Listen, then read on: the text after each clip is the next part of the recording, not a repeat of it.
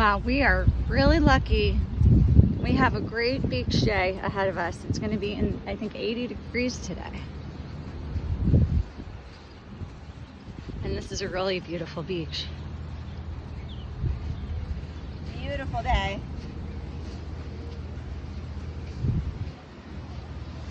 Can we get close to the water?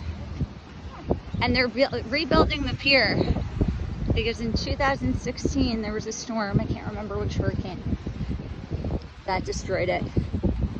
So they are rebuilding it. It should be done by April.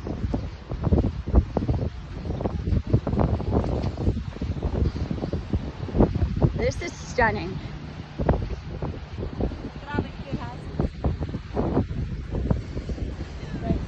There's the beach bar we tried to get Gabe into.